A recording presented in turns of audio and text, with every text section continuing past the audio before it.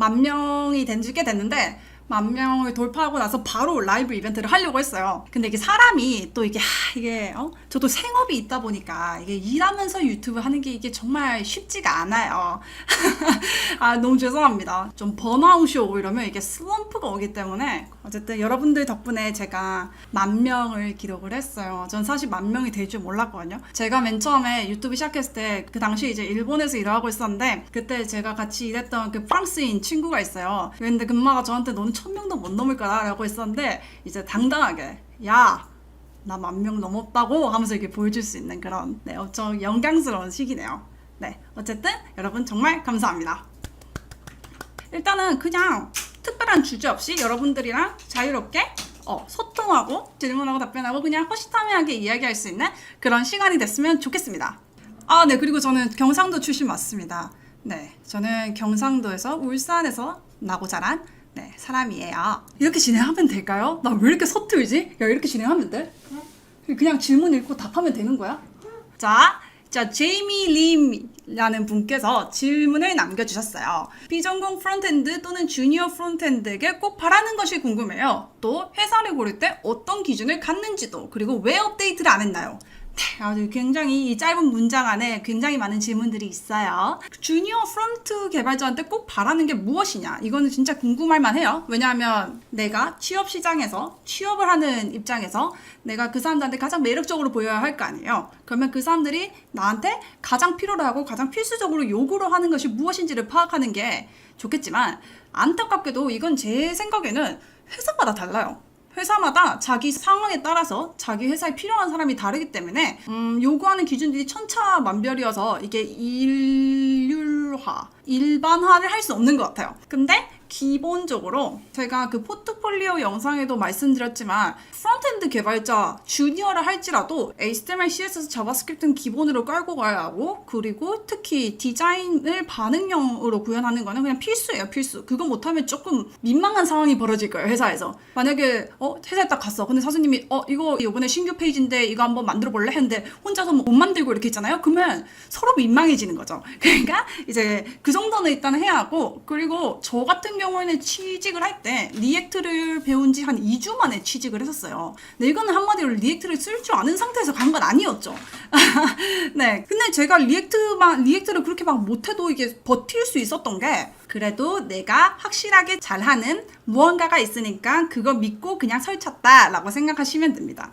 어떤 회사는 리액트를 좀 정말 저처럼 그냥 대충 알기만 하면 돼 라는 회사도 있고 어떤 회사 같은 경우에는 리액트 이 정도는 해야 하는 거 아니야? 하면서 이제 기준이 굉장히 빡센 것도 있어요. 그리고 어떤 회사는 아예 난 리액트 이런 거 필요 없어. 우리는 그냥 jQuery만 필요해.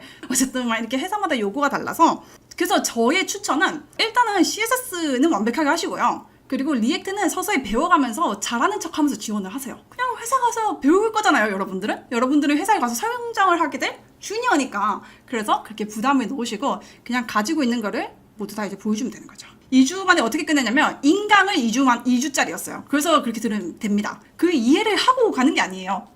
기억나는 게 막 2주 동안 막 프랍이 나오고 막 스테이트 나오고 하는데 그때 이제 제대로 이제 문법도 제대로 못 써가지고 완전 헤매고 그랬었거든요. 근데 이제 이력서에는 스킬셋에 React, Redux 이렇게 딱 적어두는 거죠.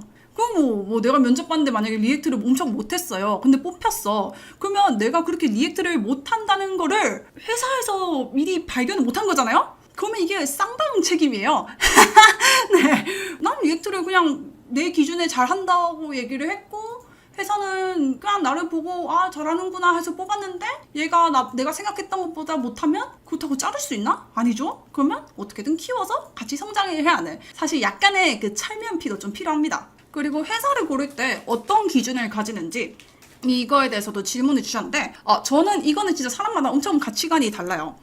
달라서 굉장히 달라지겠지만 저는 어떤 기준을 들어가냐면 아직 주니어니까 내가 이 회사에서 얼마나 성장을 할 수 있는지를 최우선으로 보고요. 그리고 연봉을 봅니다.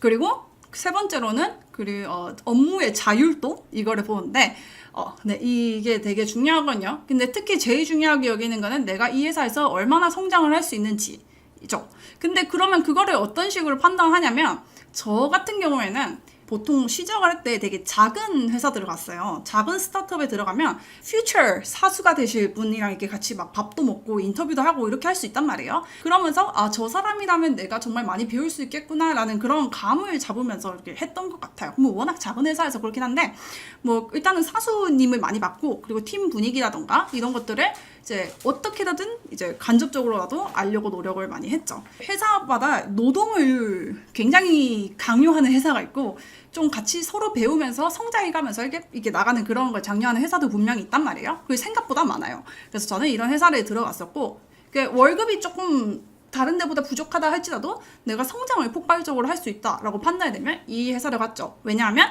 이런 회사에서 한 2, 3년 정도 일을 하고 나면 내 몸값이 오를 거니까. 네, 그걸 이제 기대하고 네, 일종의 펀드 투자인 거죠. 네, 그리고 연봉도 굉장히 중요하죠. 제가 최근에 이제 어떤 분이 저한테 이제 고민 메시지를 이렇게 보내셨는데 어떤 회사에서 인턴을 뽑는데 돈을 안 주고 무급으로 쓰는 인턴을 한다고 하시더라고요. 그래서 그렇게 제안을 줬고 그래서 결국 안 하신다고 하셨는데 이건 진짜 말도 안 되는 네 소리죠. 네, 이거는 아무리 여러분들이 경력이 없고 경험을 쌓는 게 이게 중요하다 하더라도 돈을 안 주는 회사는 가시면 안 됩니다. 오케이? 여러분들의 노동력은 그건 반드시 돈으로 환산이 되어야 해요. 네, 그래서 그런 회사들 피해 가시고 여러분들이 얼마나 성장할 수 있는 것인지 어쨌든 그거를 우선적으로 선택하는 게 주니어한테는 좋지 않을까? 라고 생각합니다. 채팅에서 살짝 이게 질문을 살짝 읽자면 너무너무 잘하고 계셔요. 필기 중. Thank you. 자바스크립트는 어느 수준까지 배우고 리액트로 넘어가는 게 좋을까요? 저 같은 경우에는 자바스크립트의 어느 수준까지라고 물으시면 이게 진짜 밑도 끝도 없는 것 같아요. 근데 일단은 지금 리액트를 사용하시려면 자바스크립트의 최신 문법인 ES6 이후에 그런 문법들을 좀 잘 다뤄야 하기 때문에 자바스크립트 기초를 어느 정도 하고 기초라는 것은 그냥 원래 기본 문법이잖아요. 그거를 한 다음에 ES6 문법에 대해서 굉장히 좀 친숙해지신 다음에 리액트로 넘어가시는 게 좋아요. 그리고 이제 자바스크립트 기본 문법 중에서는 특히 어레이라던가 오브젝트 같은 것들을 보면 프로퍼티라던가 메소드 같은 게 있어요. 그리고 굉장히 자주 많이 사용하는 그런 메소드랑 프로퍼티가 있거든요. 그런 것들을 잘 활용하는 연습만 조금만 하시고 가시면 이제 리액트에 가서는 코딩도 코딩이지만 진짜 문제는 이 전체 리액트라는 라이브러리가 어떻게 돌아가는지 그리고 웹 환경에서 이제 그러니까 브라우저에 있는 모든 걸 만들어야 하잖아요. 그럼 내가 이 브라우저의 모든 환경이라던가 브라우저와 서버와 이렇게 통신하는 이 환경에 대한 그 맥락을 이해를 하는 게 훨씬 더 중요한 것 같아요. 제 생각에는. 한마디로 얘가 어떤 식으로 동작하는지를 이해를 한다면 뭐 자연스럽게 당연히 그걸 그냥 코드로 짜내리면 되기 때문에 그 문법적인 부분을 한 그 정도만 딱 익숙해져서 넘어가시면 좋겠다가 저의 생각입니다. 저의 생각이니까 너무 그렇게 그냥 적당히 걸러 들으세요. 아니 이게 좀 뭐라고 해야지? 좀 자신이 없어요. 왜냐하면 아니 제가 기껏 해봤자 지금 거의 이제 4년 차 됐는데 내가 뭔가 이러니 저러니 하면서 왈가왈부 하는 거에 대한 부담이 상당히 크거든요. 네, 사실 그래서 막 모르겠어요. 막 10년, 20년 되시는 분들이 제가 뭐 이리저리 막 떠드는 거 보면 얼마나 귀엽겠어요. 네, 그래서 약간 민망한 게 있지만 그래도 저는 아직 여러분들과 얼마 차이가 안 나는 주니어니까 그냥 조금 먼저 시작해본 사람의 이야기다 라고 생각하시고 걸러 들으시면 좋겠습니다. 이렇게? 코딩계의 여신, thank you. Thank you. 자, 이제 수진님께서 질문을 해주셨어요. 프론트엔드 개발자로 일을 하고 싶은 비전공자입니다. 반갑습니다. 아직 취업은 멀었지만 바로 학원에 가는 게 좋을지 책으로 자바스크립트 등을 독학을 한 후에 제가 한글을 진짜 잘 못 읽네요. 학원에 가는 게 좋을지 고민이에요. 비전공자 입문 가이드를 알려주시면 감사할 것 같아요. 물론 사바사 모든 이제 사람의 공부 스타일에 따라 다르지만 저는 당연히 강력하게 먼저 공부를 하고 학원에 가는 걸 추천드립니다. 한 번 본 게 있으면 그러니까 한 번 봐놓으면 다음에 볼 때 더 쉽잖아요. 한 번 봐둔 게 있으면 그 다음번 훨씬 쉽고 또 보면 또 쉽고 또 쉽고 그러니까 계속 보면 볼수록 훨씬 이득이기 때문에 처음에 학원에서의 그거를 뽕을 제대로 뽑아 먹으려면 내가 어느 정도는 그래도 이건 들어봤다 이거는 그래도 본 것 같다라는 그런 약간의 뭐라고 할까요? 살짝 그 발의 물적시기 정도만 해서 가는 거를 저는 굉장히 추천을 합니다. 김버거님 CSS 강의를 들으면서 JS를 병행 중인데 JS 양이 어마어마하네요. 맞아요. JS는 양이 많긴 하죠. 양이 많나? 이게 양이 많은 느낌이라기보다는 저는 어떠냐면 뭔가 양파 같은 놈이에요. 네. 뭔가 A는 이거는 이거다 라고 이해를 했는데 아니야 사실 A는 C해서 B야. 오케이. 근데 또 하다 보면 아니 그게 아니라 A가 D를 했기 때문에 C가 되는 거고 E를 했기 때문에 B가 되는 거란다? 라는 요런 느낌이어서 자바스크립트가 저는 어려운 것 같거든요. 자바스크립트는 정말 어마어마하죠. 하지만 제가 이거는 진짜 장담해드릴 수 있는 게 저도 자바스크립트가 너무 무서웠어요. 그래서 저는 한때 그냥 웹 퍼블리셔로 살까? 라는 생각도 진짜 많이 했었거든요. 내가 진짜 CSS 좋아하고 CSS도 좀 잘하는 것 같기도 하고 사람들도 잘한다고 하고 이것도 시급도 꽤 많이 받는 편인데 그냥 여기 눌러 앉아. 저도 자바스크립트 너무너무 싫어했던 사람인데 저도 이제 자바스크립트가 CSS보다 살짝 더 재밌어지기 시작했단 말이에요. 그러니까 믿고 하시면 됩니다. 여러분도 그날이 오실 거예요. 저는 미국에서 살지 않았고 캐나다, 밴쿠버에서 어렸을 때 1 year를 엄마가 보냈어요. 엄밀히 말하면 13 months죠. 거기서 밴쿠버에서 스쿨을 다니면서 저희 English를 improve 할 수 있는 그런 계기가 되었고 어쨌든 그렇습니다. 그리고 저는 백엔드는 사실 최근에 번아웃이 와서 유튜브를 이렇게 안 하는 동안 백엔드 공부를 좀 했어요.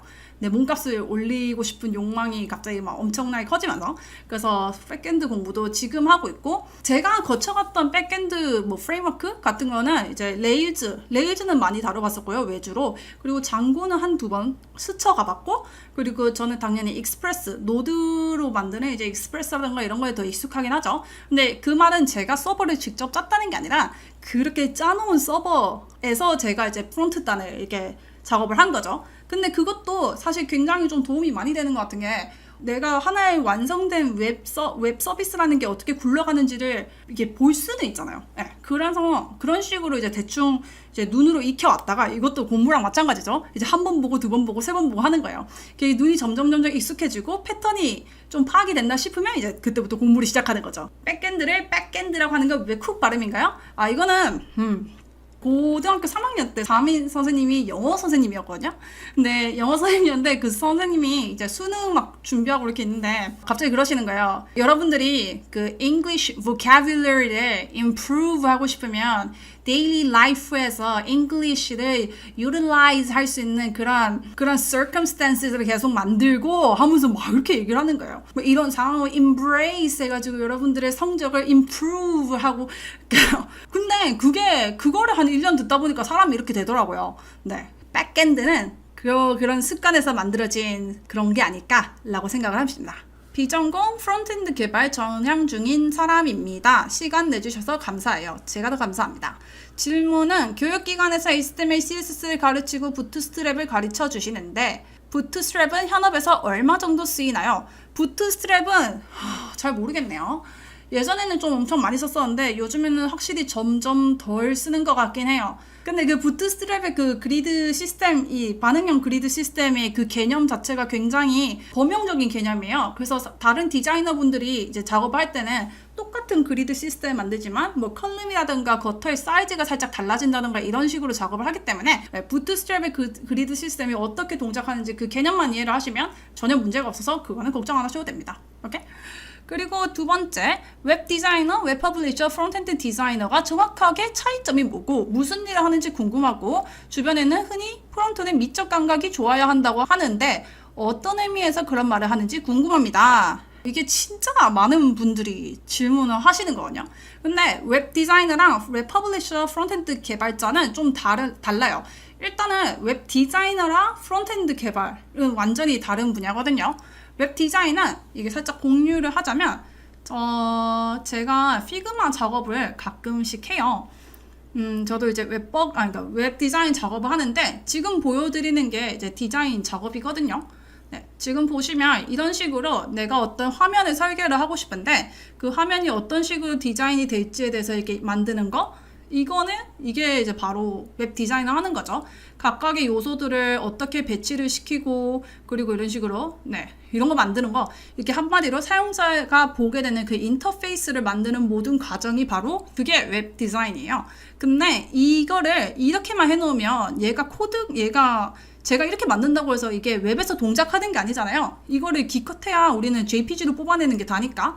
근데 이거를 가지고 실제로 브라우저에서 동작할 수 있도록 그거를 코드로 옮기는 사람들이 바로 프론트엔드 개발자예요. 네, 그래서 이제 디자인과 프론트엔드 개발의 차이는 그렇게 되는 거고요. 웹 퍼블리셔랑 그리고 프론트엔드 개발자는 어떤 차이가 있냐? 일단은 솔직히 말해서 저는 이 웹 퍼블리셔랑 프론트엔드 개발자를 이렇게 나누는 것 자체가 기분이 상당히 좋지 않아요. 그리고 이게 좀 의미가 있나라는 생각을 하는 게 왜냐하면 이게 둘 다 결국에는 HTML, CSS, 자바스크립트를 겁나 잘해야 하는 거는 true. 네, 결국에는 같은 일을 한다고 보시면 되거든요. 근데 이 웹 퍼블리셔라는 말이 우리 국내에만 유행하는 말인데 올리지 채팅창. 잠깐만. 왼쪽 봐봐. 아, 그거를 그 채팅창 위에 올리면 된다. 그럼 맞춰놨다 내가. 이렇게 하면 돼? 그래서 일단은 죄송합니다. 야, 할 말 까먹었잖아. 맞아. 나누는 것 자체가 의미가 없어요. 근데 이제 이게 특히 웹 퍼블리셔랑 그리고 프론트엔드 개발자를 이 개념을 나누는 거는 사실 한국에서만 그렇게 하는 걸로 알고 있거든요. 그 한국에서 말하는 웹 퍼블리셔 같은 경우에는 그 프론트엔드 개발자, 그러니까 프론트엔드 단에서 디자인을 구현을 하는 거에 완전히 치중된 작업을 하시는 분들을 웹 퍼블리셔라고 하는 것 같아요. 그러니까 주로 가장 많이 다루시는 게 이제 HTML, CSS를 훨씬 더 많이 작업을 하시고 그리고 이제 간단한 이게 UI 인터랙션 이런 것들 뭐 가령 캐로셀 이게 버튼을 누르면 이게 그림이 이동한다든지 아니면 어떤 버튼을 누르면 이제 메뉴가 튀어나온다든지 이런 간단한 UI 인터랙션을 만드는 것 정도 하시는 분들이 이제 웹 퍼블리셔라고 하고요. 프론트엔드 개발자 같은 경우에는 그것도 당연히 하고 거기서 이제 훨씬 이게 리액트라던가 뷰 같은 그런 프레임워크나 라이브러리를 사용해서 진짜 웹 브라우저 안에서 일어나는 모든 작업들을 이게 다 만드는 작업을 하는 게 프론트엔드 개발자로 불리는 경향이 있어요. 그래서 프론트엔드 개발자는 아까 말했던 디자인을 UI를 그대로 구현하는 것도 물론 해야 하고 뭐 서버와 통신을 해가지고 데이터를 받아온다든가 막 이런 식으로 뭐 상태 관리를 한다든가 이런 것들을 해야 하거든요. 그게 바로 프론트엔드 개발자죠. 그래서 이 웹 퍼블리셔는 HTML, CSS를 더 많이 쓰는 느낌이 있고 프론트엔드 개발자는 자바스크립트 중에서도 좀 최신 자바스크립트를 엄청 헤비하게 쓰는 경향이 있기 때문에 이쪽의 연봉이 높죠. 네. 네. 그리고 미적 감각이 좋아야 하는 거는 뭐 어떻게 생각해보면 당연한 게 어쨌든 우리가 하는 일이 이 디자인을 보고 그대로 구현을 하는 일이잖아요. 디자이너와 비슷한 수준의 누누까지는 아니라고 할지라도 그래도 약간 뭐라고 할까요? 그러니까 디자인을 좀 좋아하고 이게 눈썰미가 있어야 작업을 더 잘하지 않을까요? 백엔드 개발자분들 중에는 가끔 이 색깔 차이를 잘 구분을 못 하시는 분들이 있어요.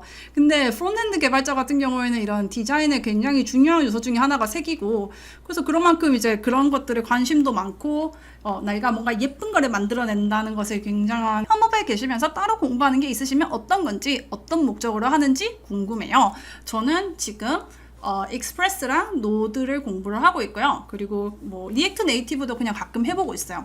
이걸 하는 이유는 단 하나, 몸값을 올리기 위해서입니다. 내 몸값도 올리고 실력도 올리고 여러분들한테 훨씬 더 당당한 김버그가 되고자 요즘에는 이제 노드 쪽, 백엔드 노드 쪽이랑 익스프레스를 공부를 하고 있습니다. 김버그님 곧 대학생이 될 학생입니다. 축하드립니다. 파이썬으로 간단한 머신러닝 웹 정도 하려고 하는데 맥북 에어 2020 i5 일단 네. 저는 사실 이런 건 잘 모르고요. 머신러닝 하려면 좀 빡세려나? 프로 정도는 사야 하지 않을까요? 모르겠습니다. 저는 개발을 항상 맥북 프로로 해와서 맥북 에어의 성능이 어떤지는 잘 모르겠네요. 패스. 그리고 원래 전공은 어떤 거 하셨나요? 저는 아트 앤 테크놀로지라는 학과를 졸업을 했습니다. 제가 서강대학교 아트 앤 테크놀로지 1기거든요. 이게 무슨 학과냐면 인문학적 창의성과 예술적 그런 감각 그리고 테크놀로지를 결합하여 새로운 문화산업을 주도할 수 있는 그런 인재를 만드는 그런 학과예요. 한마디로 모든 걸 다 하는 학과예요. 제가 가장 많이 들었던 수업들은 이제 스토리텔링이라던가 연극 만들기, 영상 만들기, 영화 만들기 이런 수업을 되게 좋아했었어요. 어쨌든 그런 전공이었습니다. 버그를 직역하면 벌레인데 벌레라고 부르지 마세요. 아니 뭔가 벌레는 뭔가 상처스러워요. 네, 벌레 너무 근데 뭐 상관없어요. 상관없긴 한데 진지하게만 부르지 말아주세요. 공부하는 일상을 올려주셔도 재밌을 것 같아요. 저도 사실 유튜브 콘텐츠를 어떤 걸 올려야 할지 저는 진짜 고민이 많거든요. 진짜 할 말이 없어요. 네, 솔직히 말해서 내가 진짜 할 말이 없거든요. 그래서 엄청 고민인데 내가 공부하는 영상을 올릴까? 라는 고민도 했었어요. 근데 공부하는 영상을 올리면 노잼일 것 같은 거예요. 왜냐면 공부할 때 겁나 심각하게 공부하거든요. 이러면서 막 공부를 하는데 이런 모습을 보고 싶어 하실까? 한번 다음에 공부하는 영상도 한번 기획을 해보도록 하겠습니다. 맞아. 여기서 좀 재밌는 질문이 있었는데요.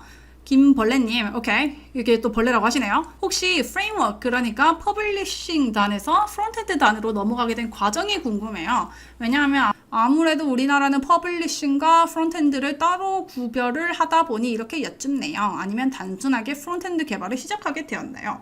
아까도 말씀드렸지만 저는 진짜 퍼블리셔에서 멈추고 싶었어요. 근데 HTML, CSS 그리고 웹 접근성이라든가 이런 거를 끝내주게 잘하는 사람이 되는 것도 가치가 있지 않을까라는 생각을 했었고, 그래서 웹 접근성 전문가가 될까라는 생각도 했었어요. 근데 지금 지나서 생각해보면 제가 그런 생각을 했던 이유들은 다 자바스크립트가 어려워서 하기 싫어서 도망가고 싶어서 그런 생각을 했더라고요. 이게 현실을 받아들이게 되는 거죠. 자바스크립트를 잘해야 내가 연봉이 높아지는구나. 저는 이게 동기로 작용을 해서 어쩔 수 없이 퍼블리싱이라는 안전지대에서 벗어나게 됐던 것 같아요. 계속 벗어나고 싶고요. 네. 저는 그 연봉이란 게 저한테 있어서 굉장히 큰 동기가 되거든요. 그래서 연봉을 올리기 위해서 프론트엔드 개발로 갔습니다. 네. 그리고 지금도 연봉을 올리기 위한 여정을 계속 가고 있죠. 비전공자인데 프론트엔드를 지망하고 있습니다. 부트캠프 혹은 프론트엔드 협업 이런 걸 경험해 보아야 회사에서 인정해주는 게 궁금합니다. 회사에서 어떤 경험을 인정해줄지는 진짜 아무도 몰라요. 단언컨대 진짜 아무도 모르는 거예요. 내가 그냥 간단하게 사이드 프로젝트 한 걸로 충분히 만족하는 회사가 있을 수도 있고, 사이드 프로젝트인데 심지어 완성도 안 됐어. 그리고 뭔가 제대로 동작도 안 해. 근데 그것도 인정해줄 수 있어요. 혹은 엄청 잘 만든 하나의 완성된 서비스인데 그것도 so 이렇게 해석하는 회사도 있을 수 있기 때문에 회사가 어떤 걸 원할까에 대한 생각보다는 내가 할 수 있는 거를 최대로 한다 라는 그런 생각으로 하는 게 훨씬 더 정신 건강에 좋아요. 남의 기준에 맞추려고 하면 이게 머리가 아프고 스트레스를 받는 말이에요. 내가 수준이 현재 여기까지구나. 그리고 내가 지금 활용할 수 있는 인력 자원 소스가 이런 사람들이 있구나 하면 거기서 항상 베스트를 하는 게 좋습니다. 오케이? 그리고 앞으로 기획하고 계시는 컨텐츠가 있나요?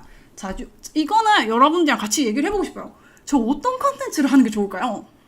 사실 제가 외국을 나가는 걸 되게 좋아해서 원래는 이제 뭔가 프론트엔드 개발자 주니어의 그런 처절한 성장 일기 하면서 이게 살짝 이게 디지털 노마드의 삶 이런 식으로 좀 가볼까 생각을 했는데 이놈의 코로나 때문에 지금 발이 묶였어요. 그래서 우울증이 올 것 같아요. 네. 그래서 근데 제가 지금까지 올렸던 영상을 보면 뷰 수가 굉장히 높게 나온 케이스들은 뭔가 굉장히 실용적인 정보를 제가 이렇게 드렸을 때 뷰 수가 많이 나오더라고요. 그래서 사람들은 내 일상을 별로 안 궁금해하나 보다 이러면서 막 혼자서 그냥 나 혼자 그냥 일상을 보여주고 싶었던 거구나 하는 막 그런 생각을 했었거든요. 어떤 컨텐츠를 만드는 게 좋을까요? 근데 여기 보니까 아이디어를 미리 주신 게 있네요. 버그님 채널부터 김버그니까 개발 관련 분야도 올리고 비개발자도 관심 가질 만한 걸 동시에 같이 올리면 재밌을 것 같아요. 그래서 맞아. 이 얘기를 보니까 좀 생각이 나는 게 제가 원래 이제 디자인을 하다가 이제 개발을 시작하게 됐잖아요. 그래서 뭔가 디자이너랑 개발자랑 협업할 때 굉장히 도움될 만한 그런 이야기라던가 디자이너의 관점, 개발자의 관점 뭐 이런 걸 다뤄서 약간 디자인 쪽으로도 약간 분야를 넓혀서 컨텐츠를 만들어 볼까? 라는 고민은 하고 있습니다. 일산도 완전 궁금해요? 감사합니다. 열심히 영상을 만든 보람이 있네요. 버그님, 저는 프론트엔드 개발자인데요. 디자인에 욕심이 많습니다. 어떻게 시작을 하면 될까요? 제 포털 페이지를 만드는데도 아이디어가 생각이 안 나네요. 말씀해주신 프리웹 디자인 PSD를 모방하다 보면 감이 올까요? 디자인 실력이 느는 방법 제가 알려드리겠습니다. 이거는 진짜 완전 개꿀팁인데 만약에 이 이야기를 디자이너분이 보고 있으면 좀 약간 민망할 것 같긴 해요. 근데 저의 경우에는 디자인 실력이 정말 왕성하게 늘었던 케이스가 늘은 방법이 뭐냐면 내가 좋아하는 서비스 있잖아요. 내가 좋아하는 서비스의 디자인을 다 훔치는 거예요. 왜냐면 나는 개발자니까 개발자 도구를 뜯어볼 수 있잖아요. 그러니까 가령 이게 잠깐 보여드리면 제가 예쁘다고 생각하는 사이트가 이게 Versal이라는 사이트가 있어요. 여기서 이제 뭐 Next.js라든가 Now라든가 뭐 굉장히 여러 개를 제공하는 아무튼 좋은 써는 회사예요. 원래는 자이시였는데 얘네가 Versal로 바꿨단 말이에요. 근데 이 Versal에서 사용하고 있는 이 디자인 스타일이 너무 내 취향인 거야. 막 너무 시크하고 너무 예쁜 거예요. 그래서 내가 이거를 그냥 가만히 보고 있을 수가 없는 거야. 그래서 저는 프론트엔드 개발자니까 당당하게 이렇게 탭을 열어서 엘리멘트에 들어가요. 그리고 예쁘다고 생각하는 요소들을 하나하나 다 찍어서 여기에 있는 속성 값들을 다 보고 훔쳤습니다. 저는.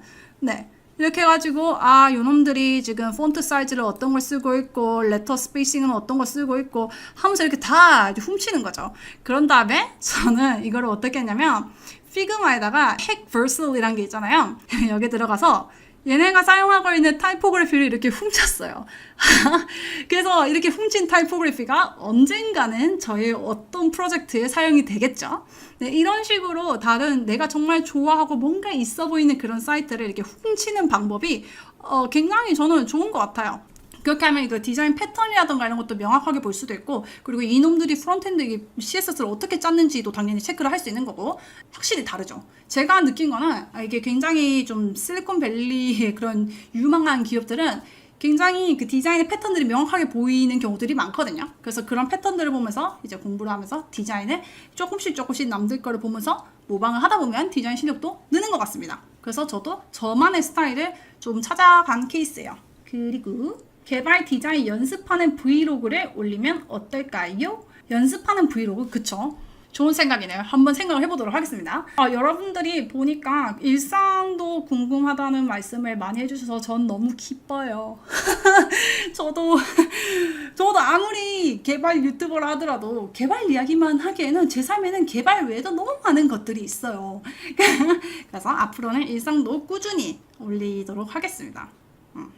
저 은근히 댓글 다 읽어보고 뷰 카운트 다 보고 좋아요 개수, 뷰 카운트 대비 좋아요 개수 비교하면서 항상 소심하게 있거든요. 일상도 재밌게 봐주시면 좋겠습니다. 대햇님께서 질문을 주셨는데 프론트엔드 면접을 보실 때 보통 어떤 질문을 많이 받으셨나요? 저는 면접 울렁증이 있어서 일단은 질문은 저는 그냥 보통 이런 식이 많았어요.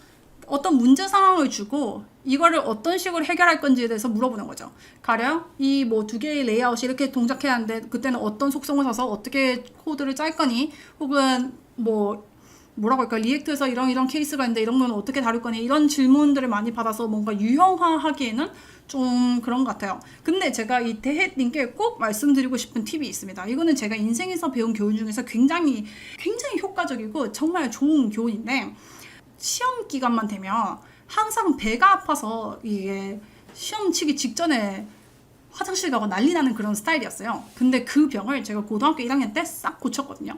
그때 제 과외 선생님이 그런 얘기를 해주시는 거예요. 네가 시험장에 들어갔는데 시험에서 모르는 문제가 나오면 그 문제를 너가 맞출 확률은 50%밖에 안 된다. 너는 이미 모르는 상태고 다시 시간을 돌릴 수 없기 때문에 네가 지금 집중을 해야 하는 것은 내가 몰랐네 하면서 멘붕을 하면서 내가 아는 것들도 다 놓쳐버리는 게 아니라 모르니까 틀리는 게 당연한 거고 맞추면 땡큐 라는 그런 생각으로 문제를 대해서 템포를 잃지 말라고 하시더라고요. 면접도 마찬가지인 것 같아요. 저는 면접에서 모르는 질문을 하시잖아요. 그러면 내가 아는가? 모르겠다. 내가 답을 할 수 있는가? 못한다 하면 답 못한다고 생각하고 그 다음 질문에만 완전히 딱 집중하거든요. 왜냐면 그 질문은 내가 대답을 할 수 있는 질문일 수도 있잖아요. 그냥 이게 뭔가 내가 저번에 대답을 못했으니까 이번에 만회를 해야 해, 이런 생각을 하면 점점 템포에 이게 엄청난 압박이 줘서 너무 안 좋더라고요. 내가 답할 수 있는 질문이 나온다면 그거를 가장 성실하게 답하는 거에만 집중합니다. 어쨌든 이건 정말 딴 얘기였어요.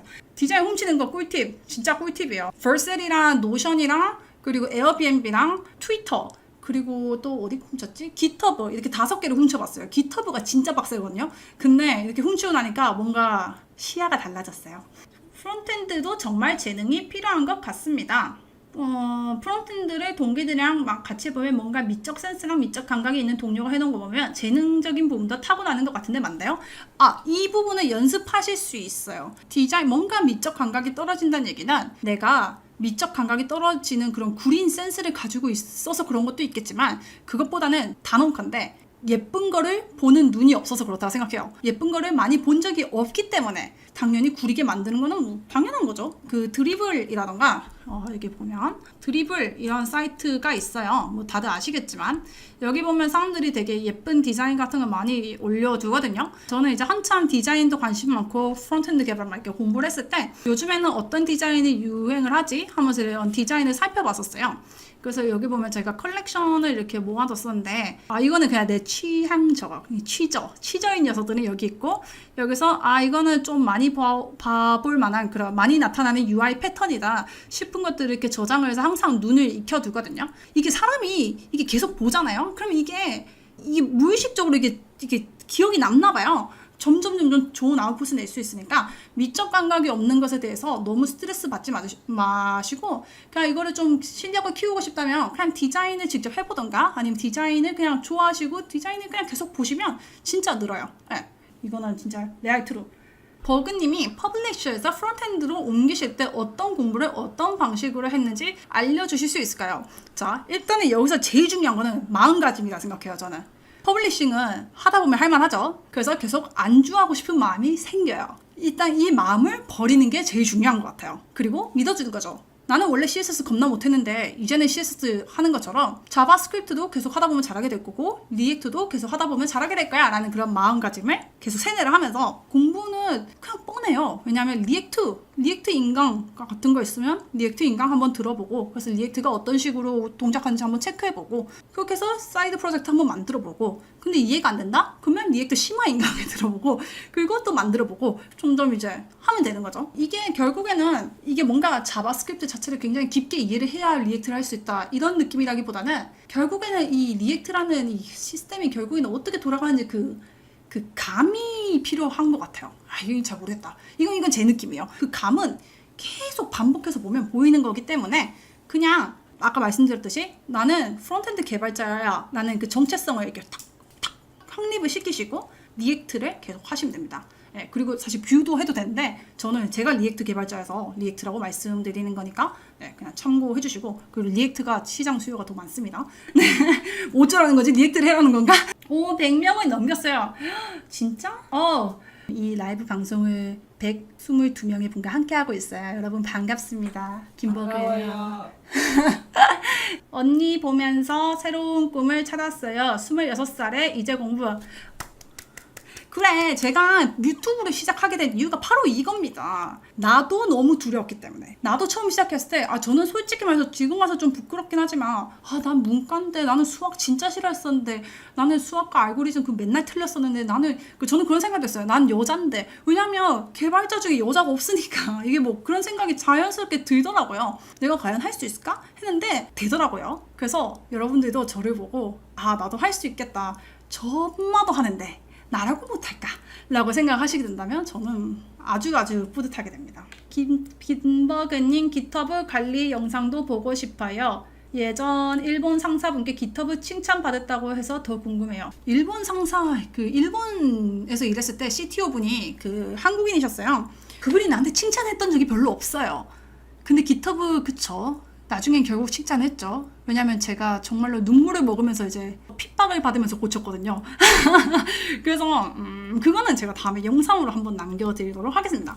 근데 갑자기 이 질문을 보니까 또 생각난 게 아까 해외 취업을 어떻게 했냐고 물어보시는 분들이 있었어요. 그래서 그거에 대해서 정말 실망스러운 답을 드리자면 제가 일본에서 일을 할 수 있었던 이유는 인맥입니다. 역사가 어떻게 되냐면 2017년에 제가 다니던 스타트업에서 저의 사수셨던 분이 한국인이시거든요. 근데 그분이 이제 일본에서 유학 생활을 하셨어요. 그래서 일본에서 유학 생활을 하셨기 때문에 뭐 일본에 지인도 많고 거기서 막 스타트업도 하고 그랬죠. 근데 그 회사를 그만두시고 일본에서 스타트업을 차렸고 같이 이렇게 핏을 맞춰본 적이 있으니까 그 시니어 분이 우연님도 저랑 같이 일본에서 일하실래요? 라고 해서 그냥 그렇게 스카웃이 된 케이스예요. 그래서 뭔가 내가 일본에 막 찾아보고 해가지고 그렇게 간 게 아니어서 조금 말씀드리기가 부끄럽긴 한데 일단은 시작은 그렇게 했었고요. 이거 말고 저한테 이제 다른 해외 기업에서 일할 수 있는 기회가 몇 번 있었는데 제가 작년에 베트남에 갔었을 때 호치민에서 이제 개발자 커뮤니티 이런 행사에 참여를 했었어요.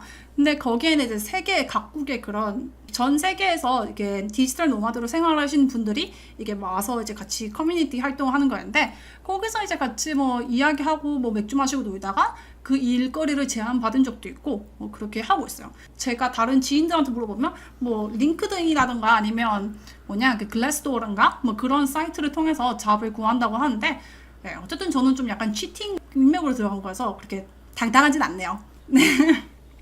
어쨌든 그렇습니다. 프론트엔드로 일을 하면서 처음에 사이트를 다 만들어내고 난 후에는 어떤 일을 계속 하는 건지 궁금해요. 사이트를 계속 리뉴얼하는 건가요? 저도 이게 진짜 궁금했었거든요. 일단은 지금 저희 회사 상황을 말씀드리자면 저희 회사는 지금 새로운 서비스를 하나 런칭을 하고 있어요. 이때는 정말 미친 듯이 바빠요. 모든 것들을 새로 만들어야 해요. 그래서 처음에는 이렇게 미친 듯이 새로 만들다가 그 다음부터는 이제 서비스를 런칭하고 좀 여유가 생기면 그때는 새로운 기능을 추가할 수 있죠. 아니면 이전에 내가 급하게 짜놓았던 그런 구린 똥들 있잖아요. 그 똥을 치우는 시간에 많이 갔습니다. 이거 리팩토링 시간에 하는데 그 리팩토를 하면서 훨씬 더 이제 유지 보수를 잘 할 수 있는 그런 코드로 관리하는 그런 시간에 갔죠. 그래서 어쨌든 그런 식으로 리뉴얼 하면서 점점 코드를 관리하고 버그가 나면 버그를 고치고 이런 작업들을 많이 합니다. 그래서 요즘 저는 너무 바빠요. 네, 어쨌든 정말 바쁘지만 그래도 엄청 배우는 게 많아요. 확실히 이제 내가 어떤 이미 서비스를 다 만들어 놓은 회사에서 그냥 유지보수하는 그런 일만 하는 것보다는 아예 A부터 Z까지 내가 다 같이 짜내려가는 그 과정에 참여를 하는 게 개인의 성장이라는 측면에선 좋죠. 좀 빡세긴 하지만. 너 신분 얘기해도 되니? 응.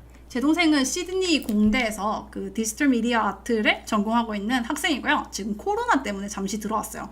근데 한국에 왔으면 울산을 가면 될 건데 굳이 서울에 저랑 같이 있겠다고 하더라고요. 섭섭해? 너한테 누나는? 고마운 사람. 표정이 굉장히 떨떠름하다. 고맙지? 알았다. 서로 상부상조하는 사람. 알았다. 그리고 프론트엔드로 가면 해외에서 취업하기 쉽나요? 이거는 제가 취업을 해보고 말씀을 드리는 게 좋겠죠. 국내랑 연봉 차이가 어느 정도인지 궁금합니다. 저는 사실 이 부분에 있어서는 좀 실망했어요. 저는 프론트엔드 개발자는 당연히 해외에 나가면 그러니까 연봉이 더 높을 줄 알았거든요. 근데 미국이 아닌 이상 다 또이또이 하던데요. 네, 그냥 다 비슷비슷하고 뉴질랜드나 호주 이런 데는 좀 더 낮은 것 같기도 하고 그러니까 몰라요. 이거는 제가 그냥 인터넷에 이렇게 찾아봤을 때는 생각보다 낮아서 좀 실망스러웠다. 그렇긴 한데 수요는 많죠. 네, 수요는 많기 때문에 걱정 안 하셔도 됩니다. 김버그님 인스타도 팔로우하고 있어요. 요즘 일상에서 최애 관심사가 무엇인지 궁금해요. 저희 최애 관심사는 우리 홍씨입니다. 엄마 영상 보고 있어? 나 고양이 입양했어. 저의 요즘 관심사는 오직 이 고양이 녀석한테 쏠려 있어요. 너무 귀엽지 않나요? 이름은 홍씨고 지금 4개월 차 된 악갱이인데 미친 듯이 밤에 뛰어다니고 사람을 물어대서 약간 돌아버릴 것 같지만 이마저도 사랑스러운 게 집사인 거죠. 네, 어쨌든 그렇고 멋있으면 언니인데 버거 언니라고 부르셔도 괜찮습니다. 현업에서 J콜이 쓰나요? 저는 써본 적 없어요. 써본 적 있지. 외주할 때. 근데 이게 유지 보수 관리 별로 관심 없고 이렇게까지 얘기하면 안 되나? 그러니까 내 회사 거라면 난 J콜이 안 쓸 건데 근데 뭔가 빨리 찍어내야 하고 그 외주를 맡기는 회사에서도 뭐 별 큰 기대가 없고 그냥 적당히 동작하는 웹이 필요하다 하면 J콜이 쓰는 편입니다. 저도 여성 개발자가 정말 많아졌으면 좋겠습니다. 사실 저는 일하면서 단 한 번도 여성 개발자를 본 적이 없어요. 한 번 봤다. 일하면서는 아니고 네이버 소프트웨어 에듀 페스트에서 같이 출연했던 그 한미선 개발자님 빼고는 여성 개발자를 본 적이 없거든요. 근데 판교 쪽에는 많다고 하더라고요. 여성 개발자들 늘어나면 참 좋을 것 같아요. 저희 회사도 지금 남성 개발자분들밖에 없는데 가끔은 막 키보드 장비 게임 이런 거 얘기를 하면 저는 할 말이 없어요.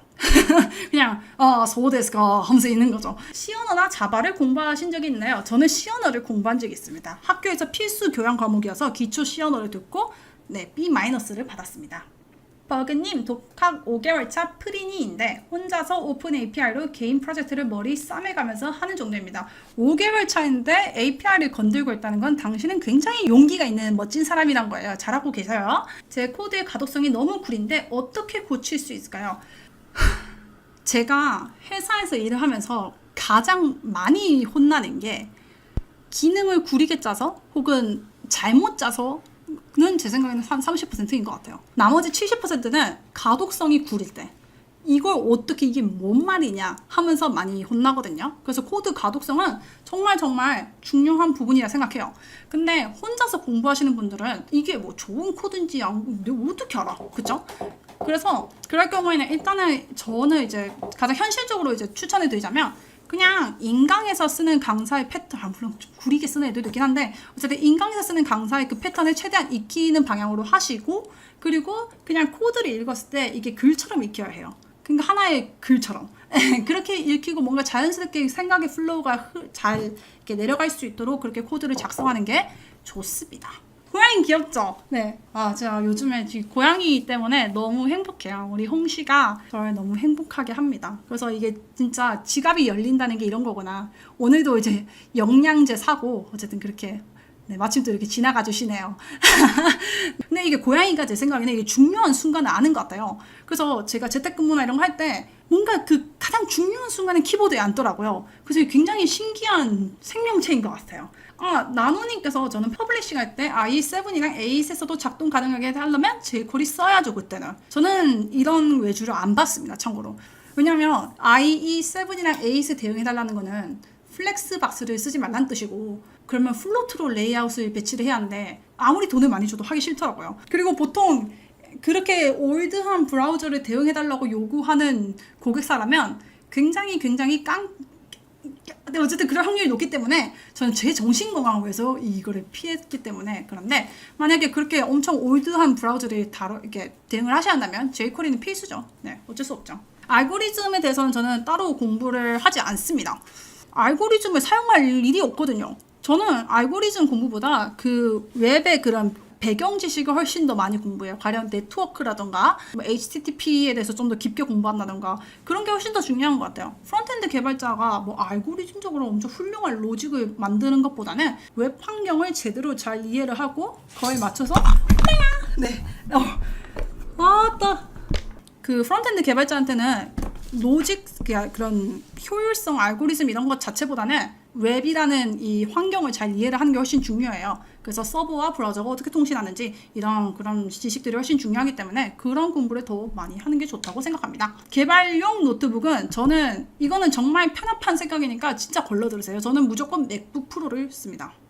개발자라면 맥북 프로를 써야 한다고 생각합니다. 맥북을 사용하셔야 해요. 왜냐하면 윈도우를 사용하면 정말로 마음고생을 많이 하시더라고요. 모든 게 쉽게 되는 맥북을 사용하고 그 중에서도 프로 정도는 사용하는 걸 강추드립니다. 풀스택 개발자가 되실 생각은 없나요? 당연히 있죠. 당연히 있기 때문에 지금 공부를 하고 있어요. 이게 제 성격상 내가 웹을 만드는데 여기 그 앞단만 일부만 알고 있다는 게 상당히 기분이 나빠요, 저는. 지금 이제 좀 자신감도 좀 생기고 이제 슬슬 이제 백단까지 가서 이렇게 전체를 다 아우르는 일을 하고자 합니다. 저의 사실 갑자기 여기서 저의 꿈을 살짝 공유를 하자면 저는 이렇게 지금은 프론트엔드 개발자를 하고 있지만 점점 백엔드랑 이런 걸 공부를 해서 이 웹 전반에 대해서 다 다룰 수 있는 사람이 된 다음에 대한민국에서 가장 재밌게 그리고 가장 쉽게 설명해주는 선생님이 되고 싶어요. 근데 선생님이 되려면 일단은 내가 엄청 다양한 경험이 있어야 하고 정말 그 사람들이 어떤 걸 몰라 하고 어떤 걸 알고 싶어 하는지 그 포인트를 잘 이해해야 하기 때문에 그래서 사실 지금 이 모름의 단계에 있는 지금의 저를 굉장히 즐기고 있는 편이에요. 제가 공부를 그래서 더 열심히 하고 있는 거죠. 왜 갑자기 이런 얘기를 했는지 모르겠지만 네, 백엔드 풀스택으로 당연히 갈 생각이 있습니다. 맞죠. 제가 그리고 진짜 꼭 정하고 싶은 게 있었는데 이 보통은 이게 10,000명 정도가 넘으면 애칭을 만들더라고요. 네. 그래서 나도 뭔가 구독자 애칭이 있으면 좋겠다라고 생각을 해서 애칭을 한번 정해보면 좋을 것 같은데 어떻게 생각하시나요? 좋죠. 일단 여기 댓글에서 약간 후보가 있었어요. 애칭 디버거가 있었고요. 그리고 애칭도 있었는데 애칭 같이 만들어보면 저도 재밌을 것 같아요. 버거킹. 이거는 정말 네, 이게 밤에 피식할 수 있는 그런 개그죠. 네. 어쨌든 버거킹도 있었고, 네, 어쨌든 그런데 저 구독자 애칭을 뭘로 하면 좋을까요? 애벌레? 네, 애벌레 괜찮네요. 네, 애벌레. 저는 엄마야. 네, 제가 생각한 거는 그 애벌레가 좋긴 하다. 애벌레 뭔가 착착. 애벌레. 애벌레 괜찮아요. 레이디버그. 그리고 또 뭐 저는 버글랭이.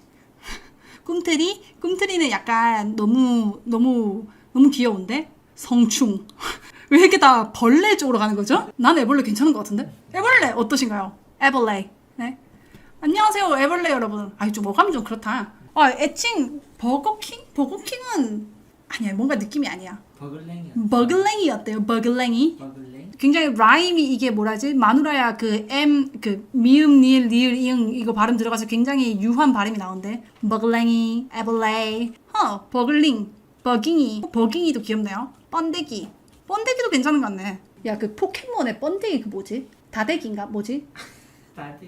다대기 아이가? 단대기.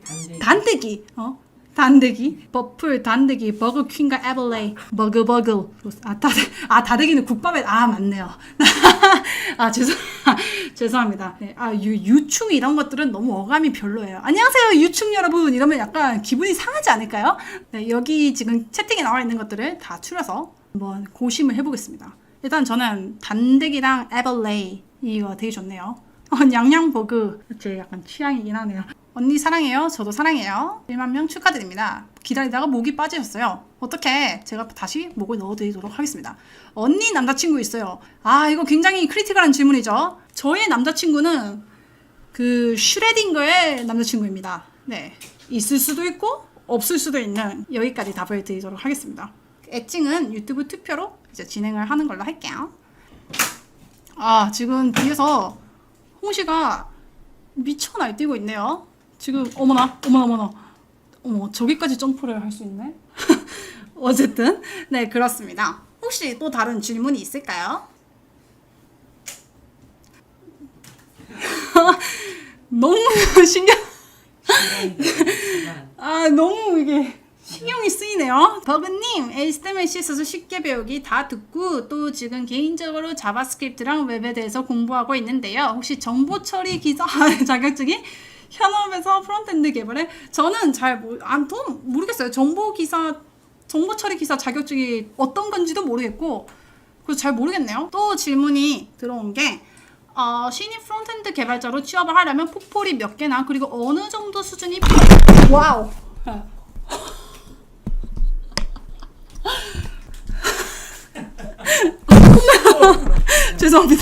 죄송합니다. 아니, 이놈의 고양이가. 네, 어쨌든. 깜짝 놀라. 네, 어쨌든, 다시, 진짜 진정을 하고. 잠깐만요. 정보 처리 기사 잘 모르겠습니다. 패스트 캔버스 인강을 보면서 취업이 가능할까요? 패스트 캔버스 인강을 듣고 취업을 해보진 않아서 잘 모르겠네요. 고양이가. 제가 사실 지금 좀 너무 놀래가지고. 약간 미친 것 같아요, 지금. 어떡해. 야, 얘 좀 잡고 있어봐. 어쨌든 그렇습니다. 자바스크립트 추천해주고 싶은 강의가 있긴 한데, 약간 문제가 있다면 영어예요. 하지만 저는 추천을 드리겠습니다. 지금 제가 요즘에 굉장히 아주 이제 만족하면서 듣고 있는 수업이 있는데, 저는 유데미 수업을 많이 들어요. 왜냐면 여기 강의가 많고 여기 할인을 자주 하거든요. 참고로 그 유데미에서 강의를 사실 때 뭔가 $100 이상 구매를 하시잖아요. 이런 식으로 막 $169 이런 식으로 구매를 하면 굉장히 호구짓을 하는 거기 때문에, 네, 며칠 더 기다리시면 이렇게 할인 특가가 무조건 나오고요. 유데미는 진짜 한 달에 한 절반 이상은 할인을 하는 것 같아요. 그래서 할인된 가격으로 안 사면 호구다라는 걸 기억을 하시고, 어쨌든 저는 이 코र्스에서 여러 개를 듣는데 보통 이제 듣다 만 것들이 많아요. 근데 저는 여기 보시면 로버트 번치라는 아저씨가 있거든요. 이 번치 아저씨가 설명을 너무 잘하는 거야. 그래서 이 로버트 번치 아저씨의 에크마스크립트 강의랑 그리고 이거를 듣고 있습니다.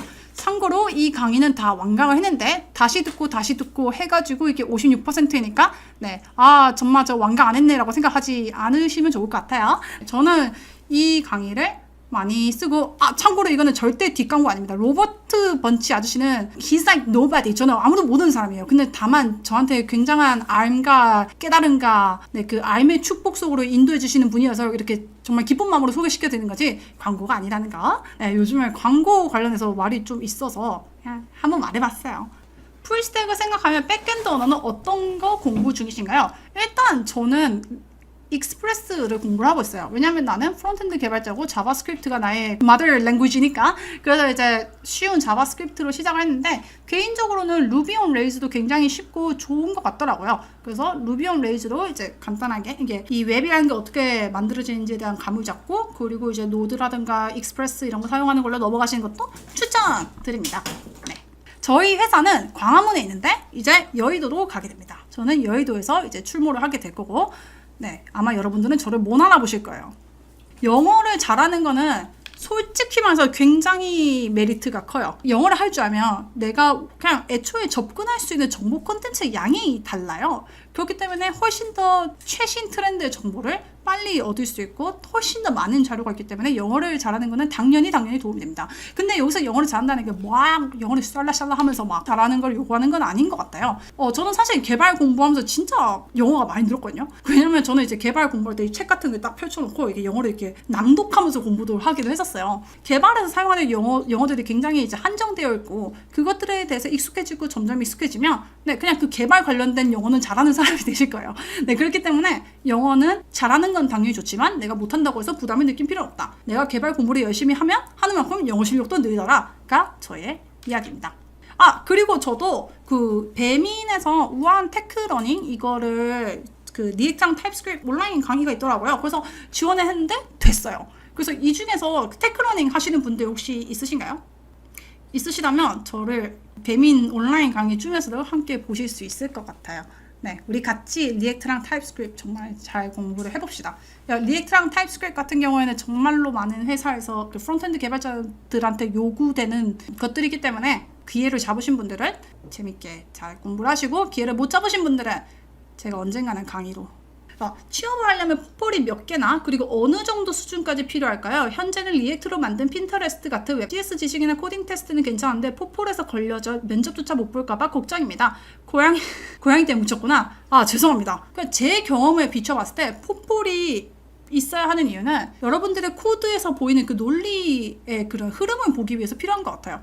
포폴 자체가 화려하고 멋있는 거 하면 오 이놈 봐라 이렇게 생각을 할 수도 있겠지만 결국에는 그분들이 훨씬 더 관심 가지는 거는 이 사람이 어떤 식으로 프로젝트를 구조화했고 어떤 식으로 짜내렸는지에 대한 거기 때문에 그래서 투드앱을 만들든 핀터레스트 뭐 만들든 상관없어요. 다만 결과물에서 코드를 통해서 내 사고의 흐름이 어떤 식으로 진행되는지에 대해서 그게 가독성이 좋게 이렇게 적는 게 더 좋다고 생각하거든요. 그래서 정말로 그냥 아무 프로젝트 하셔도 상관이 없어요. 그 수준이라는 게 중요한 게 아니라 코드가 중요한 거니까. 분당에서 프론트엔드 개발자를 하려면 어느 정도 스킬이 필요한가요? 제가 분당에서 프론트엔드 개발자를 해본 적이 없어서 잘 모르겠는데 분당이라는 뭐 네이버라던가 좀 그런 의리의리한 회사를 뜻하겠죠? 이 부분은 저도 잘 모르겠습니다. 허그님, 저 구름에듀에서 HTML, CSS 강의 거의 다 봐가요. 너무 재밌어요.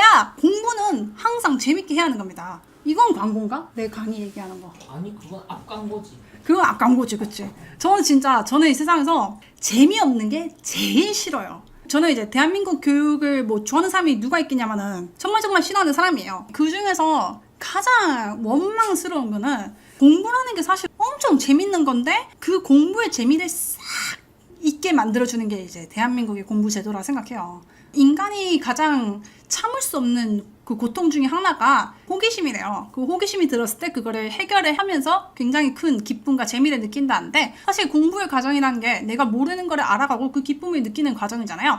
근데 우리는 그거를 알아감과 동시에 시험을 쳐야 하니까 당연히 재미가 없는 건데 요즘 우리는 뭐 시험을 쳐야 하는 그런 공부를 하는 시간은 아니잖아요. 그러니까 진짜 정말 내가 몰랐던 영역에 대해서 탐구하는 마음으로 엄청 그런 탐구하는 그런 재밌는 과정을 잘 담으려서 이렇게 앞광고 대놓고 하려고 이거 잘 안 된다.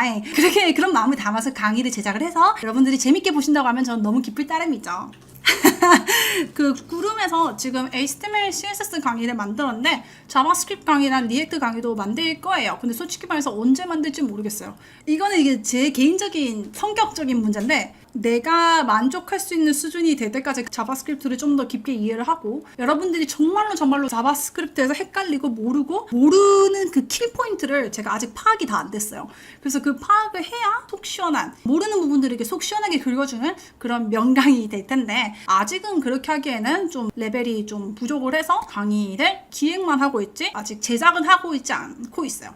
김버글의 교육부러 굉장히 좋은 생각이네요. 제 꿈이 아까 말씀드렸지만 그 대한민국에서 최고로 개발을 잘 가르치는 사람이 되는 거라고 했잖아요. 거기서 약간 소소한 꿈이 하나 더 있는데 강남역 있잖아요. 강남역 지하철에서 그 광고 판때기 있잖아요. 그 광고 판때기에서 코딩 교육은 김버글한테 맡겨라. 요런 거. 네, 이런 거 한번 광고 띄워보는 거. 그게 진짜 제 소원입니다. 동준아, 저 고양이 좀 잡아라.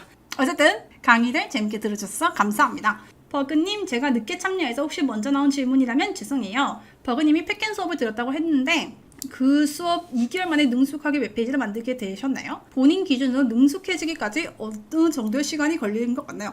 팩캠 수강을 하고 한 2개월 동안은 절대로 능숙해지지 않았어요. 근데 그 정도는 됐어요. 능숙하진 않은데 마음만 먹으면 웹사이트를 결국에는 다 만들긴 했었어요. 그러니까 제가 최장 시간 한 8시간, 9시간 정도를 카페에서 이렇게 작업을 해서 페이지 하나를 만들어내더라고요. 팩캠 수업을 듣고 나니까. 이전에는 아예 완성 자체가 불가했었는데 팩캠 수업을 수강하고 나서는 이제 그거는 됐다. 이제 한 번 사람이 페이지 전체를 완성을 하고 나면 자신감이 붙고 그 다음부터는 훨씬 더 전략적으로 이게 계속 반복을 하다 보면 훨씬 더 빠르게 잘 만들게 되거든요. 팩캠에서는 진짜 완성만 하는 단계였고 그 이후에는 계속 끊임없이 제가 디자인 만들어 보기도 하고 외주를 해보기도 하고 그러면서 이제 그리고 제가 포폴 영상에서 말씀드렸듯이 프리 웹사이트 디자인 같은 거 가져와서 그거를 이제 구현을 하면서 연습을 많이 했고 그 연습 기간이 한 6개월 정도 됐었고요. 내가 이거 나 진짜 퍼블리싱 하나 좀 잘하는 것 같은데? 라고 생각이 든 거는 한 1년쯤 됐던 것 같아요. 이거는 여담인데 제가 퍼블리싱 실력이 진짜 폭발적으로 성장을 할 수 있었던 이유가 있거든요. 이게 다 외주 덕분이에요. 2017년 초반에 인썸니아라는 회사가 있어요. 거기서 혹시 퍼블리싱 파트를 혹시 맡아줄 수 있냐라고 여쭤보셔서 저는 감사합니다 하고 그렇게 이제 같이 둘이서 일을 하기 시작했거든요.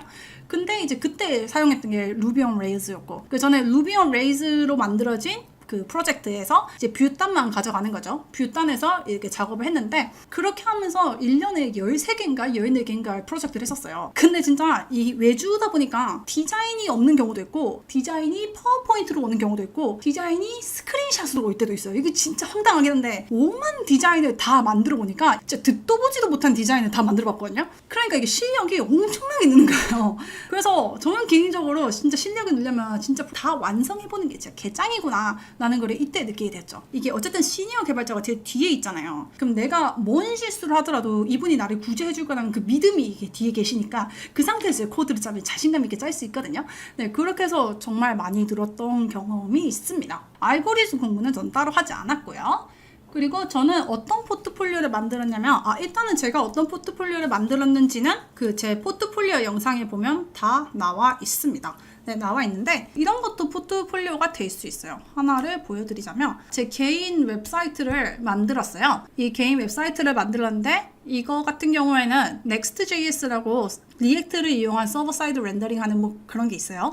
네, 그걸로 만든 거거든요. 이게 진짜 아무런 기능이 없어 보이는 웹사이트지만 이게 사실 눌렀을 때 여기 나오는 내용들을 그 마크다운 파일 있잖아요. 마크다운 파일을 HTML로 변환을 해서 리액트한테 강제로 집어넣어서 어쨌든 이렇게 하는 거거든요. 그냥 단순한 포트폴리오지만 이런 걸 통해서 이제 내가 개발적으로 실험을 해볼 수 있죠. 그리고 그 포트폴리오 사이트는 결국은 코드가 남으니까 잠깐만요.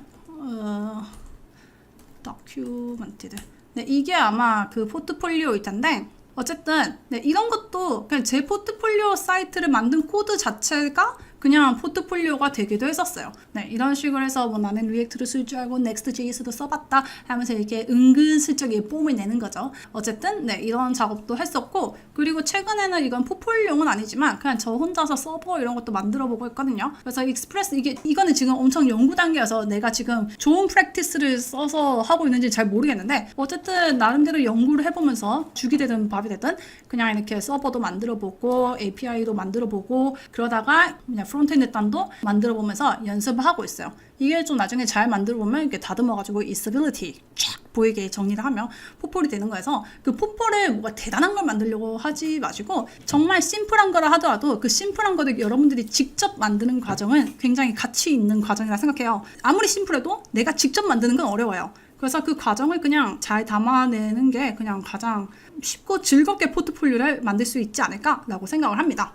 참고로 퍼블리싱 경력 같은 경우에는 저도 사수가 퍼블리싱은 제가 다 했고 대표님께서 퍼블리싱에 대해서 저를 터치는 해주시지 않으셨어요. 그래도 이게 워낙 다작을 하다 보면 그것 자체가 이게 경험치가 쌓여서 네, 굉장히 많이 늘기 때문에 나는 지금 아무한테 피드백도 안 받고 그냥 나 혼자서 해온 CSS고 그런 퍼블리싱인데 이래도 해도 되나? 라는 고민을 많이 했지만, 이런 고민을 하고 있다는 것 자체가 굉장히 좋은 태도인 것 같아요. 그 말은 즉슨 내가 다른 회사에 가서 누군가가 이렇게 해야 한다라고 제안을 해줬을 때 그거를 받아들일 용의가 있다는 거잖아요. 고집 안 피우고 항상 좋은 코드를 쓰기 위한 그런 고민과 노력을 하시면서 이제 일을 하시는 거는 뭐 걱정 안 하셔도 됩니다. 무슨 말 하는지 모르겠네요. 그리고 보다 또 어떤 질문이 있을까요? 스트리밍 자주 해주세요. 알겠습니다. 그리고 퍼블리싱 경력이 프론트엔드 취업에도 인정이 되었나요?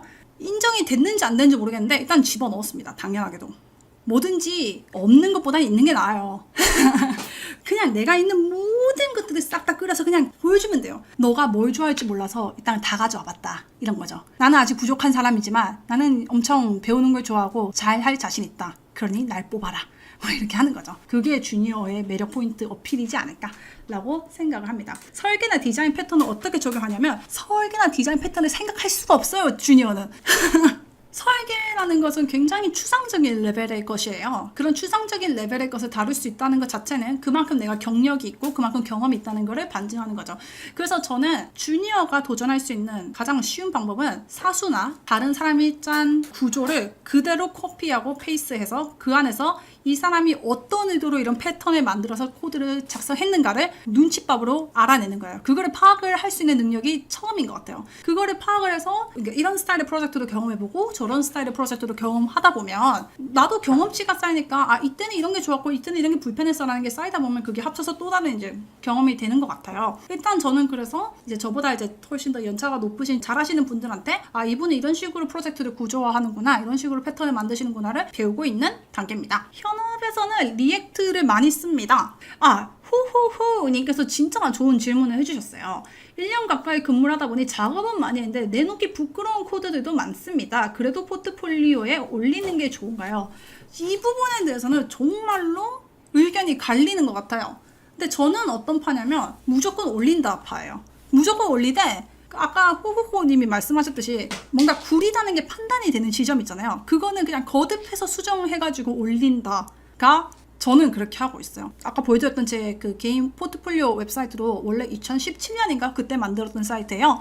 근데 그 상태에서 굉장히 구리게 한 2년 동안 있다가 한동안 리액트를 안 했었거든요. 근데 리액트 훅으로 또 적용하고 타입스크립트로 또 한번 적용하고 하면서 계속 업데이트를 하고 있어요. 그래서 그런 게 제일 좋지 않을까 생각해요. 이 사람은 코드에 대해서 계속 이제 애정을 갖고 계속 발전을 시키고 있구나를 이제 반증할 수 있는 그런 거기 때문에 구린 걸 올리되 계속 개선을 해나가는 게 좋습니다. 그리고 개인 실력의 향상에도 좋은 것 같아요. 프론트엔드를 하면서 쉬운 뷰를 먼저 접근하고 리액트를 하려고 하는데 어떻게 생각하세요? 그거는 제가 답변을 드릴 수 없는 게 저는 뷰를 해본 적이 없어요.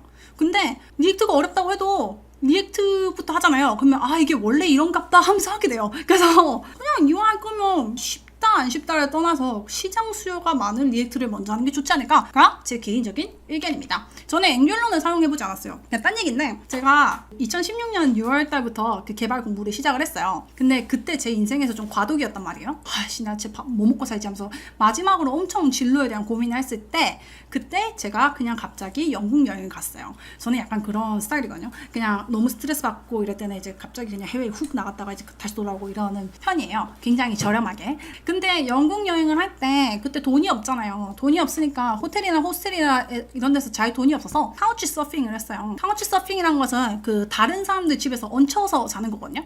겁도 없이 그거 했는데 진짜 이게 저는 이게 개인적으로 신호라고 생각하는데, 카우치 서핑을 그 3명의 집에서 했는데 셋 다 개발자였어요. 웹 개발자. 심지어 2명은 프론트엔드 개발자였어요. 근데 그 런던에 있는 그 개발자분들이 앵귤러의 시대는 갔다, 이제 리액트가 뜰 것이다 라고 얘기를 하는 거예요. 그래서 저는 리액트부터 시작한 거긴 해요. 진짜 이상하긴 하죠. 어쨌든 이런 계기로 저는 리액트를 했는데, 어쨌든 앵귤러는 안 해봤다. UI UX 관련된 책 정말 많이 봤죠. 책보다는 이전에는 미디엄 같은 거 많이 봤어요. 미디엄의 글 같은 거 보면서 아, 요즘에 이런 게 유행이구나, 이런 것들을 많이 봤는데, 그거는 뭔가 내가 직장에서 뭔가 메리트를 갖기 위해서 했다기보다는 그냥 내가 예쁜 거 만들고 싶어서 그냥 재미로 봤던 게 더 컸던 것 같아요. HTML, CSS, 자바스크립트를 어느 정도 다룰 줄 아는 단계가 될 때 다음 단계로는 리액트를 하셔야죠. 그러니까 리액트를 배우면 그런 생각이 드실 거예요. 와, 이거 진짜 이게 돈벌이구나, 돈을 벌기 위한 노동이구나 느끼시게 될 거예요. 그래서 리액트로 넘어가시면 됩니다. 그리고 자료 구조랑 알고리즘 공부 하나도 안 했고요. 자랑은 아니긴 한데 어쨌든 안 했어요. 여기 김비비님께서 일단 시작해라, 해봐라 이런 말이 무서운 말이라고 했었는데, 이건 솔직히 무서운 말은 맞아요. 근데 가장 실용적이고 현실적이고 가장 확실한 거죠. 일단 시작해보는 게 그냥 짱이에요. 해봐야 아는 거니까. 그리고 인터랙션 공부는 어떻게 해야 할까요? 강의나 책이 있을까요? 저는 사실 솔직히 말해서 저는 CSS 만드는 건 진짜 좋아하지만 자바스크립트나 CSS 이용해서 이렇게 화려한 인터랙션 만드는 거 너무너무 싫어요. 이게 그러니까 저는 이게 굉장히 어렵게 느껴지는 게, 굉장히 세심하게 하나하나 다 계산하고 디자인해야 하는 거기 때문에 짜증이 나더라고요. 공부를 따로 하는 법은 없는 것 같고 그냥 외주에서 해야 할 때 어쩔 수 없이 눈물을 먹으면서 했었어요. 네, 그렇지 않으면 저도 하지 않기 때문에 이게 좋은 답변 아니네요. 그거를 따로 공부하는 책은 잘 모르겠습니다. 리액트 추천 도서는 저는 리액트 관련돼서 책을 읽어보지 않았기 때문에 죄송하지만 추천을 드릴 수 없겠네요. 노드.js는 많이 사용하죠. 많이 사용하기 때문에 지금 저도 공부를 하고 있는 거고요. 노드.js 정도 해줘야 약간 이렇게 으쓱하는 느낌이 있는 것 같아서 노드.js를 저는 하고 있습니다. CSS를 어디까지 알고 자바스크립트를 시작을 해야 할까요? 그 CSS는 제 강의에 나오는 파트까지만 들으시면 돼요. 농담이고요. CSS는 그냥 크게 나누면 2가지로 나뉘어요. 하나는 레이아웃 잡는 거, 반응형 레이아웃 잡는 거. 하나는 꾸미는 거. 레이아웃을, 디자인에 있는 그 시안을, 레이아웃을 내가 원하는 위치에 적재적소에 다 배치를 할 수 있고 반응형으로도 다 만들 수 있다. 일단 1차적으로 이게 돼야 하고, 그리고 타이포그래피가 되었든 배경색이 되었든 뭐가 되었든 그거를 예쁘게 꾸미는 그 기본 필요한 스킬셋이 있어요. 그것까지만 좀 능숙하게 다루면 80, 90%의 거는 다 비빌 수 있거든요. 근데 그 중에서 뭐가 더 중요하냐 하면 이 파트가 훨씬 중요하죠. 레이아웃을 사람들이 많이 어려워해요. 예전 같으면 뭐 플로트라든가 포지션이라든가 뭐 요즘에 플렉스박스 이런 거 많이 쓰죠. 그리고 이젠 그리드라는 녀석도 이제 점점 대중화되어 가서 뭐 이런 것들을 써서 이제 요소들을 배치하는데, 이걸 많이 어려워하는데 이 아이들은 저는 개인적으로는 굉장히 깊게 공부하는 걸 추천을 하고, 이게 완전 물화일체 수준으로 잘 되게 된다면 나머지 꾸미는 파트들은 까먹어도 나중에 그냥 검색하면서 하면 되거든요. 이 레이아웃은 확실하게 하고, 이거는 좀 이제 다뤄봤다 정도의 수준만 갖추셔도 자바스크립트 넘어가셔도 괜찮습니다. 참고로 자바스크립트 공부하다 보면 많은 분들이 CSS를 까먹어요. 같이 함께 공부해야 합니다. 네, 아마 경험하고 계시는 분들이 있을 거예요. 자바스크립트를 공부하니까 CSS를 까먹네 하면서 굉장히 감탄을 하시고 계실지도 모르는데, 네, 어쨌든 병행을 하는 게 좋습니다.